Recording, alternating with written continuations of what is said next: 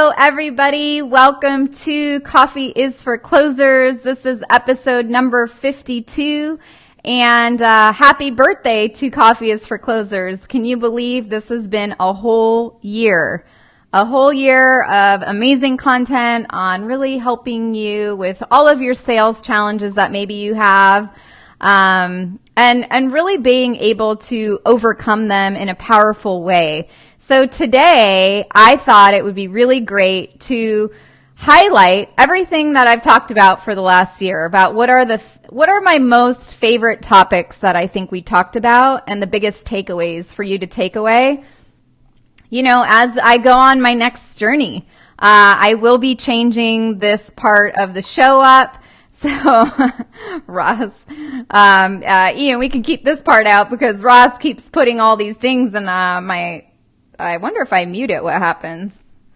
Let's see what happens. Okay, I need to actually record the audio. Okay, now we're starting all over again. But anyway, this is the last week of Coffee is for Closers, so I just want to acknowledge and thank everyone for being here with me. We are going to be doing some other really amazing things coming in the next week or two, so keep your eyes peeled.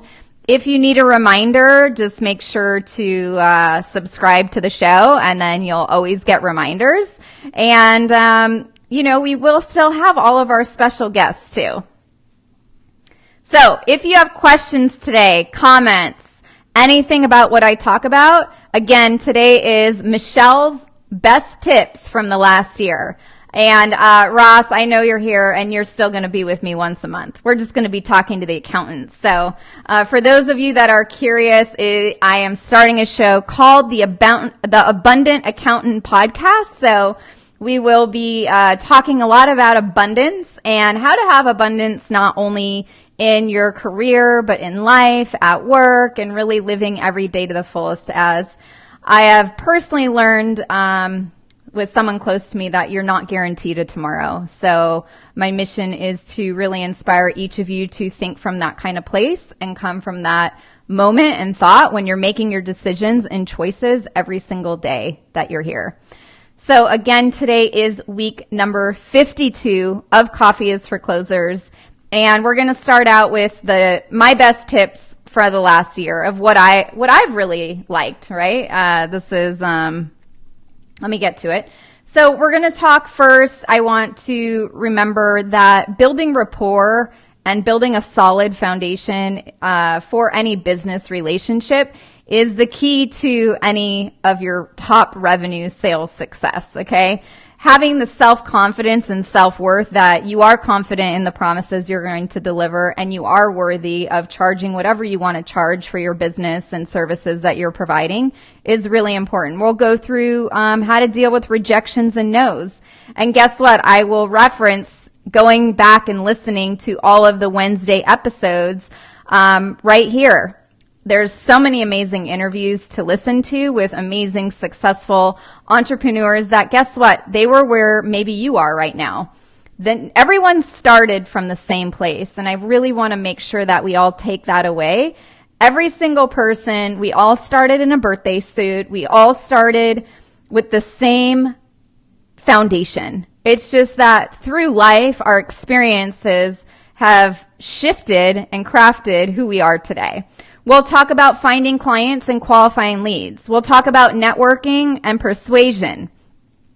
If you want to reference any of those episodes, you can do that. I think it was about 4 weeks ago. A lot of them with Ross Jeffries, some great stuff.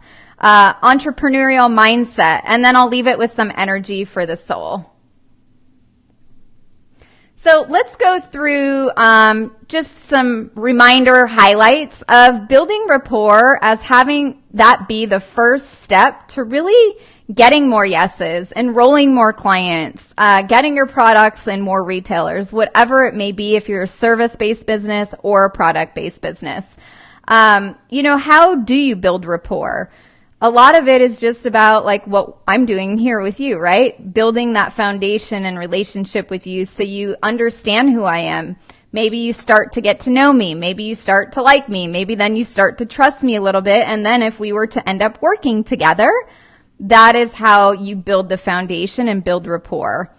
Again, also when you think about sales, right, or increasing your revenues, at the end of the day, people buy relationships with people.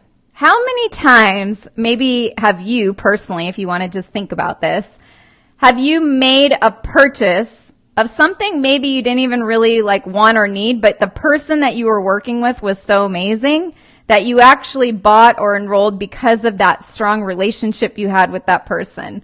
I mean, just think about it. Maybe that's happened to you. Maybe that hasn't. I'm not sure, but just really ponder it. But at the end of the day, people buy relationships from people who they know, who they like, and who they trust.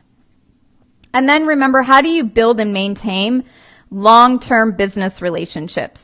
One of the things that I do, and I just talked about this morning actually, I teach online sales courses for accountants to not only have the practice and business of abundance, but how to have that life, right? How can we work maybe a little bit less and work a lot smarter and not harder? And one of the things that we discussed today is following up. And one of the best ways to maintain a business long-term relationship is with following up. So I'm going to share with you an example because this goes to one of our guests that we're going to have here probably in the next 6 to 9 months. Right now he's traveling the world, and I followed up with him about 2 times. So I have him on a follow-up system about every 6 months. And he is an amazing entrepreneur. He's done some amazing things, but he had to close his company similar to how I had to close Fitzy Foods. I can't remember how many millions of dollars they had invested and then lost, but I think it's upwards of 40 million to 50 million. And he said he would be willing and openly, we'll talk about this in about 6 months. So I'm really excited to bring him on the show and have him share with you on one of our Wednesday episodes what it was like to make that decision, to overcome that, and to move on in life, because I thought I had it really rough. Well, he really did. So he's traveling and in Africa for about 6 months right now. And one of the ways that I built a longer term relationship with this person is I've reached out to him once every 6 months. I literally have it as a reminder in my calendar to follow up. It's a big thing. And the other thing I did was personalize it. So some of you might know I've been traveling a little bit, and I went on 2 trips with my mom. I went to London, we went to Hamburg, Germany, and we went to Portugal. And it was really awesome. So I knew that my future guest, who I will announce when he comes on, has been traveling. And I asked him, what is your what's the place that is the best place to go and travel to from your point of view? And I made it personal by asking him what was important to him. And he said his favorite countries were Colombia and somewhere in Asia. And I said, okay, great. Thank you so much. I'll keep that on my list for my next places of maybe where I'm going to travel to. But I personalized it. And one of the things that I invite each of you to do as you're building rapport and building business relationships, which again is the foundation to any sale, is really getting a little bit more personal.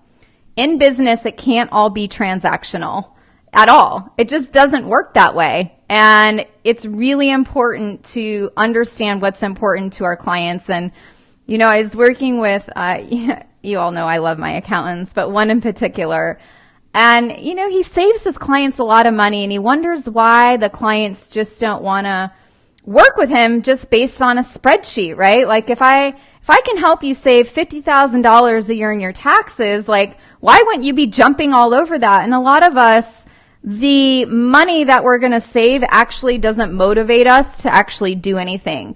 It might in the 1% of the population, like me. I can definitely buy off a spreadsheet. I'm very numbers, very left brain, but a lot of people, we buy on emotion. And again, having that solid foundation and business relationship is super duper important. All right, that was the first tip and reminder for you for the next year, okay, or from the last year. Any questions? Any questions so far? Someone said you could probably use your Fitzy Foods. Yeah. 420 munchies. That's hilarious. Well, I still have the Fitzy bars, and if anyone wants to purchase the recipes, and you guys can do whatever you want to them, you can have them for your 420 munchies. They would make great munchies, I promise. Okay, I'm going to carry on. If you have a question, just put in the comments below. Also, if you want to share this with your friends, if you're joining me on Facebook, please hit the share button. We always love it when you share it. All right, point number 2 that I want to take away or have you take away as one of the most important things for you to think about is really having the need of the self-confidence. People will buy certainty and confidence over anything all day long, and then really understanding and knowing and valuing your worth. So really, how do you believe in yourself, right? Knowing your value, knowing your worth. If you would like, you can go and re-listen to all of these episodes in the beginning. So they're all the bonus episodes on Saturdays. How to be more resilient and handling and hearing the no with ease. As you all know, on Success Unfiltered, every single Wednesday, there are our interviews. We talk about the no's. We talk about the rejections that you have to overcome in business and how a lot of what we perceive as some of the most successful entrepreneurs or however, or authors, speakers, well, guess what? They started out where we're at or where you're at right now.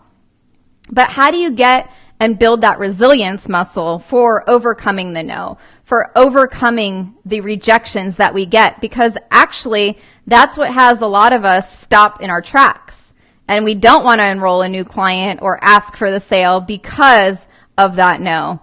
So if you recall, if you were with me way back, maybe in week, 20 to 30, finding a mentor is huge, or a champion who will support you through your tough times and the rough roads, right? If you recall, my champion at the vitamin shop when I had my company, Fitzy Foods, was Michael. I met Michael walking up and down an aisle at a trade show, okay? I didn't spend any money to find Michael. I just built a really good foundation with him of rapport and a business relationship, and he became my champion. He also became my mentor in how do I navigate the waters of working with a really big corporate retailer. So not only did he help me in that, but we're still friends today, and it's been one of the best business relationships that I've ever had. But not only did he support me through some of the rough spots, like getting fresh food into retailers is not an easy task. And if any of you ever need help, feel free to shoot me an email. But there were some rough days, but I could have honest, authentic conversations with him. So building your self-confidence and your worth, it really helped to actually find a mentor and a champion that saw the same thing in me that I thought I saw in myself. And one of the best ways to, and I think we did a few episodes on knowing what you're worth, is asking for it. But really having the confidence that you can also deliver on your promise. Like, I knew that I wanted to not only work with the vitamin shop, but I knew I could deliver on the promise, right? To get our food on the shelves and actually get the food delivered. Granted, there were a few snowstorms in New York and New Jersey at the time, so there were a few delays on some of the deliveries. But I knew I was worth it and my team was worth it, so I asked for the business. We must actually have to ask for the sale. A lot of times we miss the boat because we don't even ask. And we also remember how to turn a no into a yes. So sometimes when we're working with our clients, or if you're getting your products on shelves, sometimes it's not the right time. But really, what are the different ways on how you can transform one of those no's into a yes? And I do believe the number one way to do that is through a really good follow-up system. So make sure to put in your calendars if you have some really great clients that you're looking to work with. Put them in a really good follow-up system and just make sure you focus on really what works for you. All right. If you need some water, grab it. It is warm in San Diego. Someone said sometimes people reject others because they see them as bigger competition. Yeah, and life shouldn't be about that. I agree. It should be about a team and connecting. Yeah, there's people that love coaching and helping others. Yep. All right. Yeah, you got to be personal. Can't be transactional. Transactional will only get you so far, you know? It's worse than Houston. It is so hot here. I'm telling you guys, I've had Gatorade. I've had my espresso. I've had one of these waters. I'm going to have another one by the end of today. It is nuts. Any questions on Facebook, you guys can put them in the comments below. No one? Okay, where is everyone? Sleeping? You guys must be under your air conditioners. All right, let's talk about rejection. All right, let's discuss rejection because this is a big one that a lot of us try to avoid, right? The rejection happens all the time. If you are not in a job, well, even if you're in a job, especially if you're in a sales role in a job, but if you are a business owner, I'm so sorry to break the news to you, but you definitely signed up for a 24/7 sales career. And in sales, not only can we not help everyone, but not everyone's a good fit for us, and some clients aren't really going to like us either. So what is rejection and why does it happen? A lot of it could be, you know, what we call like buyer's defenses just pop up. It's just what we're programmed to. I'm sure everyone has had one or two bad experiences making a purchase, and this creates resistance from consumers and clients. But actually, everyone really does want to buy. There was a whole month that we talked about rejection. I would actually go and re-listen to some of that. Really good stuff. I mean, how do you get past the no's in sales? The no's and the rejections. Listening to maybe a couple of the Wednesday episodes would help you overcome that. There's just so much because obviously this is a recap today, right? We're just going over the highlights. But for each of you, I mean, go back and re-listen to some things because there's so much great value that you can learn, and getting over the fear of that no, or the client saying no, or the client saying you're too expensive, no, I don't want to work with you, or, you know, you've heard it all before, right? I mean, who hasn't? And overcoming the rejections. What do you do when you're too scared of rejection and then you don't even ask for the sale? Well, let me break it to you. Break it down like this.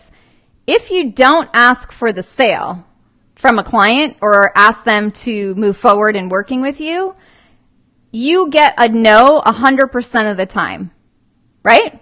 No matter what, if you don't even ask a client to work with you, that is a no 100% of the time. However, if you actually, have a great relationship, you've gotten to their pain, you've asked great questions, you're ready to work with them, and you ask them to work with you, there is a 50-50 chance that they might actually say yes.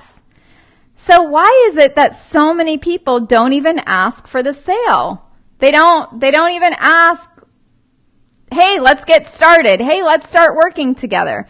Why is that, right? And then also remember that sometimes there are clients that are just not so ideal for us at all. They really just shouldn't be in our wheelhouse. They shouldn't be in our programs. They shouldn't be customers or clients of ours. And, if you want to say go with your gut when you have those feelings, or if you have any ideas with, red flags pop up, or I did a interview with a girl earlier today. It's a really good one. She's like, if your BS meter isn't on point, pay attention to that stuff, because there are some times where you shouldn't be working with certain clients.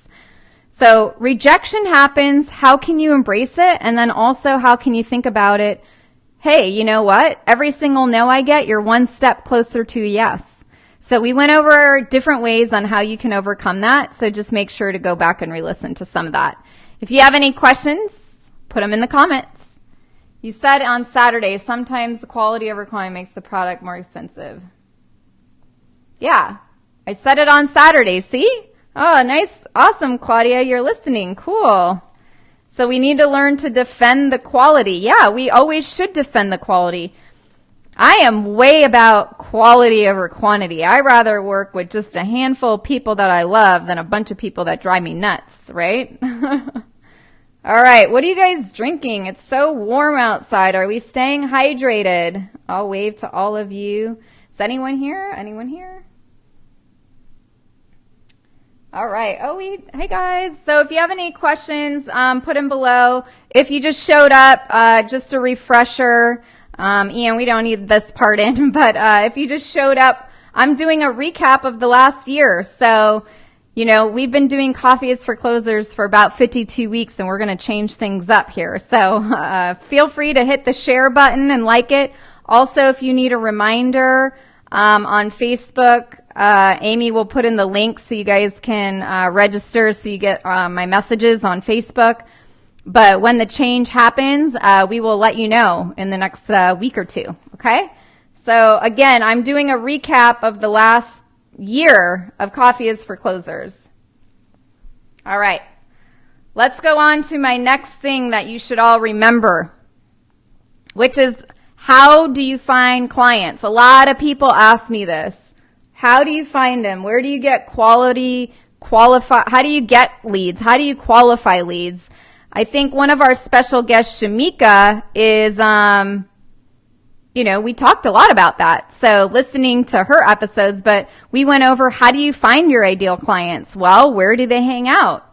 As I was talking about this, I did a live Q&A with some of the accountants was it Monday? Yeah, yesterday.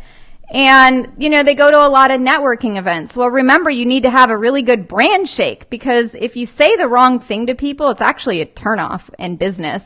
And really making sure that it's all about the people that you meet at these networking events. So I'm just going to go back to my champion, Michael. When we first met, I was at the biggest healthy food show in, I think, the country.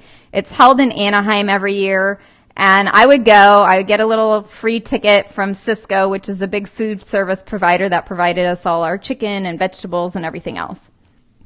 However, when I went there with a mission. I went there to find my ideal client.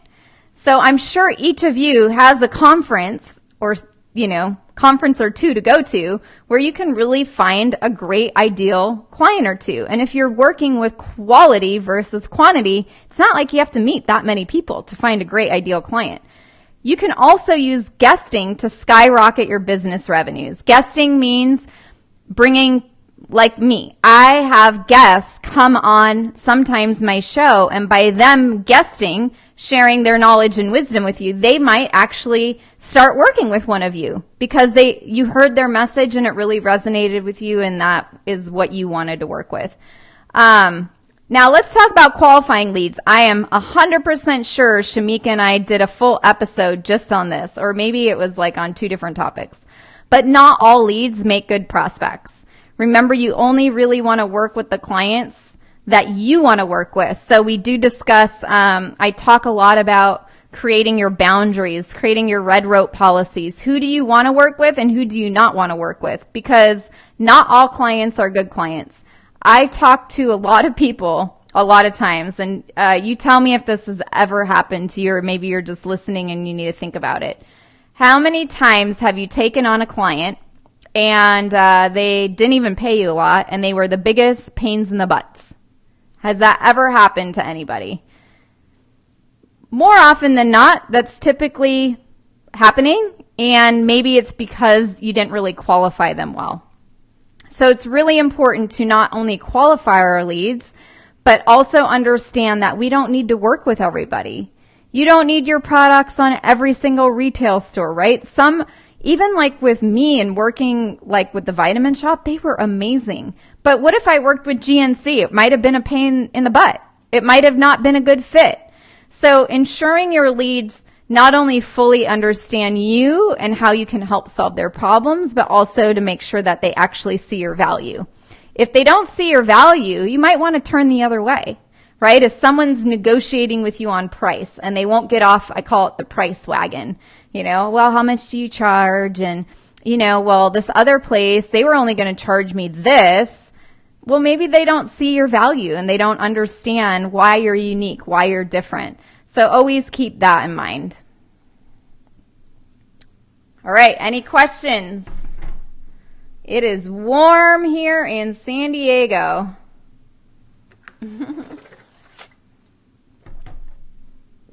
If you guys have questions, even on Facebook, just put them down below. Oh, you guys left. Where'd everyone go? Oh, no worries. You can listen to it on Saturdays.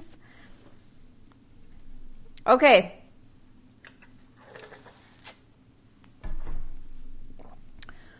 My next big recap, because this is really key.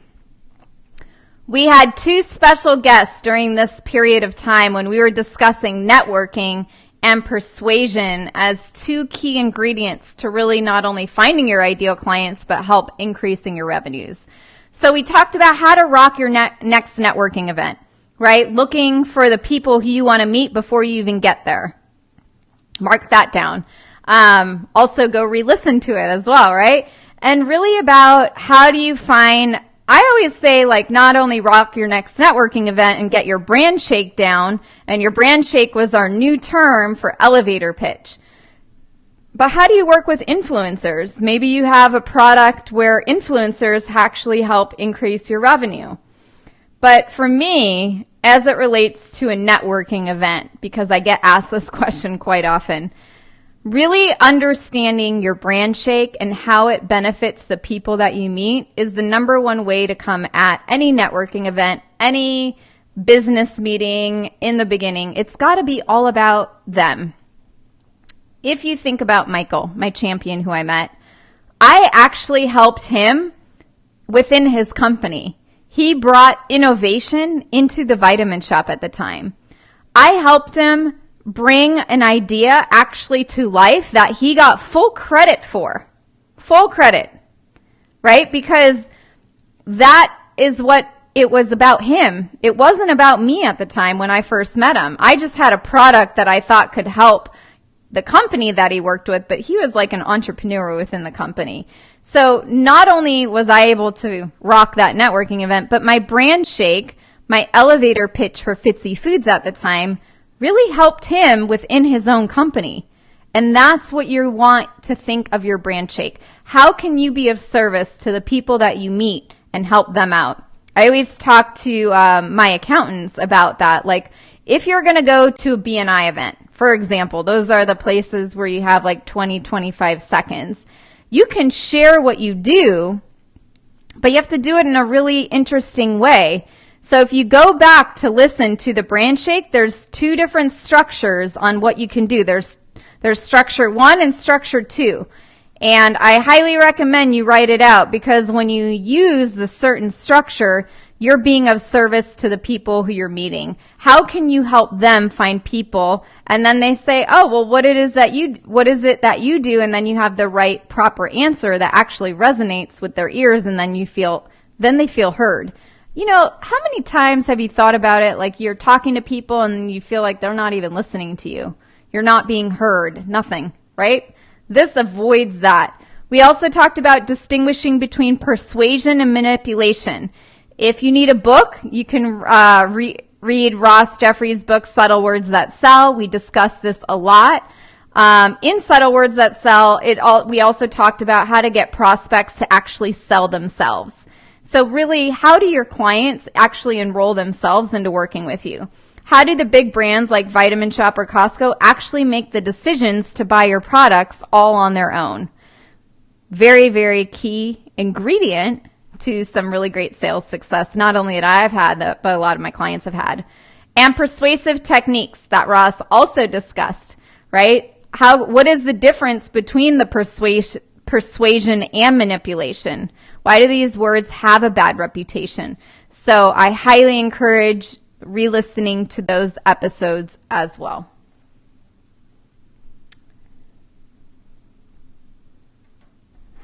Any questions, you guys?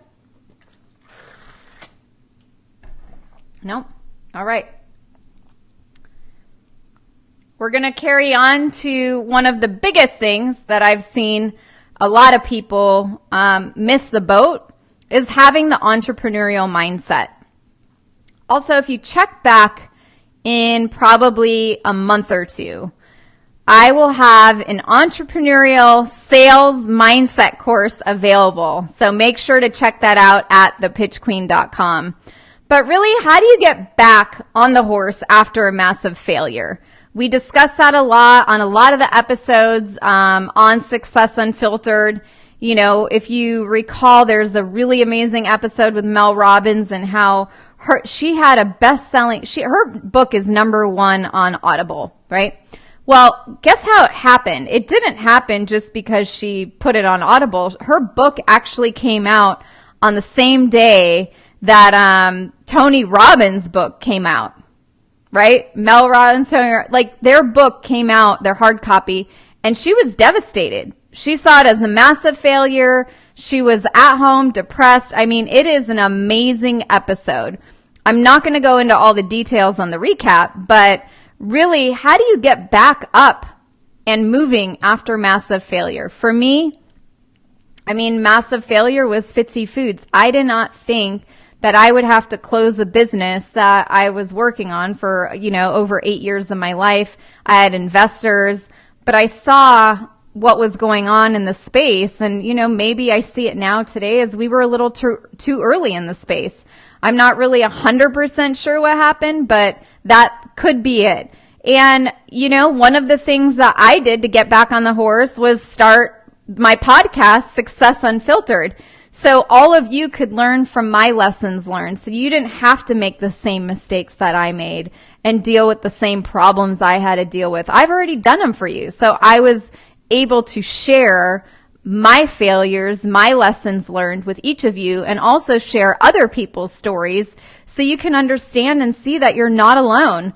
So we have raw, authentic, real stories that typically you might hear one-on-one with someone if you're out to dinner, out for coffee, whatever it may be. So again, how do you get back on the horse after a massive failure? So we talk a lot about that. We did a whole month on the sales entrepreneurial mindset.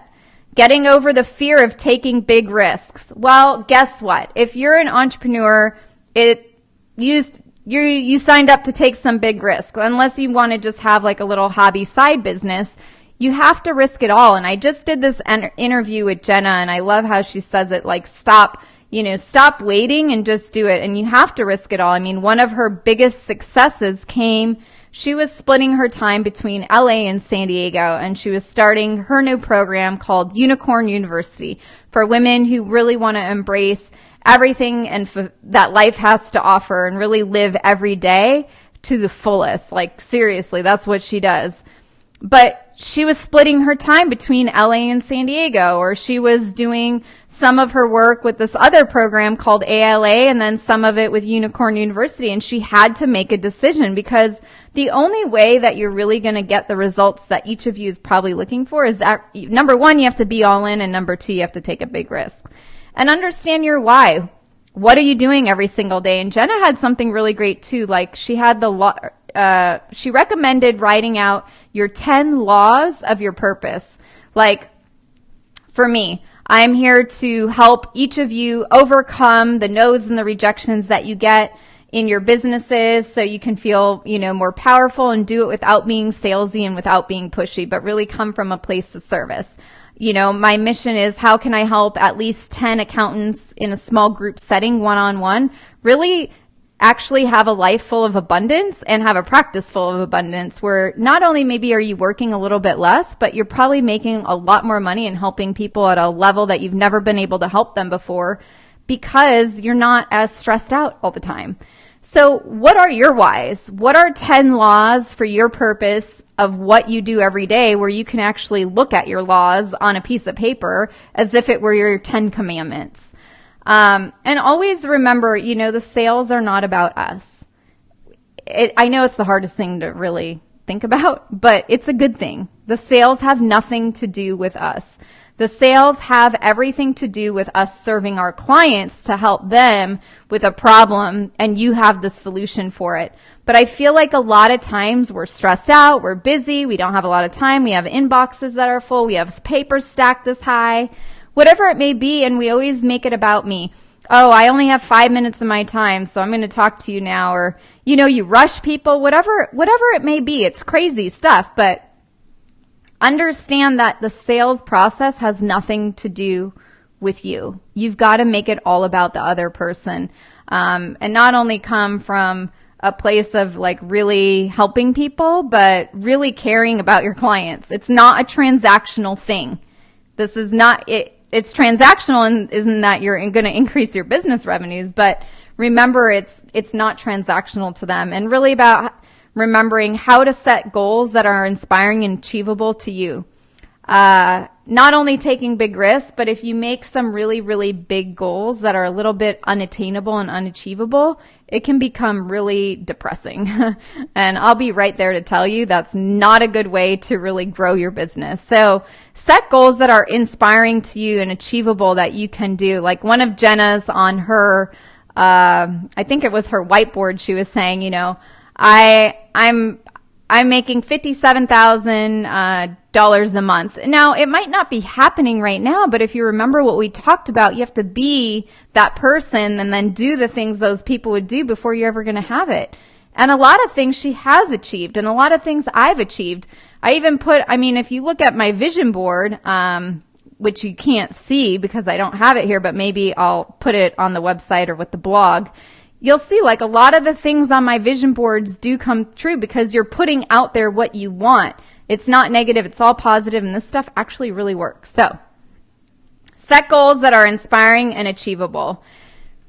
Those are my top tips from the last 52 weeks of Coffee is for Closers. I believe that if you focus and hone in on those, you won't only increase the abundance of revenue in your business and your life, but I bet that things will start to shift for you. So I inspire each of you to just go back in time and look at the titles of some of the episodes and re-listen to the topics that you feel you're struggling in. I think a lot of times we focus on really what we're good at, but what are the areas that maybe you can improve upon? And just pick one and keep working hard and never give up on your goals. And you can join me for our next show that will be starting soon. So more to come on that. And I'm going to open it up for a little bit of Q&A. So if you have a question, put it down below. Thanks, Kat. Happy birthday. That's cute. Thank you. One of my favorite shows. You're so sweet. I had episodes I listened to a few times already. Refresher. Yes, I really, really, truly do inspire each of you to re-listen to some of this stuff. Even if you're walking at the gym, in the car, there's so much greatness, and it really is here to help, like through my stories and hopefully some of the guests, so you don't have to make these same mistakes and you can get to where you want a little bit quicker. All right, you guys are awesome. Oops. Any other questions right now? Going once.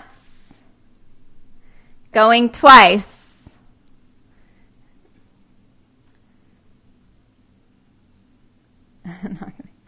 All right, you guys. Well, it was awesome to be here. Thank you so much for joining me for the last year. I can't believe it's been a year. Thank you, Amy. I just want to acknowledge Amy real quick. So Amy is amazing. Not only like one of my friends now, that I think I can call you a friend, right, Amy? But, really put herself out there when she was an intern and joined the Pitch Queen team, and just a really go-getter hustler. And she does a lot of the behind-the-scenes stuff that you can't ever really see her. But I just want to acknowledge Amy and say thank you for everything that you do. It's an honor to have you on the Pitch Queen team, and she will be continuing all the way from New Zealand. She is studying abroad, so wish Amy safe travels, and more to come soon, you guys. So we will be live again in probably like a week or so keep your eyes open for the message. And if you need a reminder, we'll put it in the comments so you can register for our little mini chat link, because that's where you can get all of the notifications. So have an amazing day, and I will see you all soon.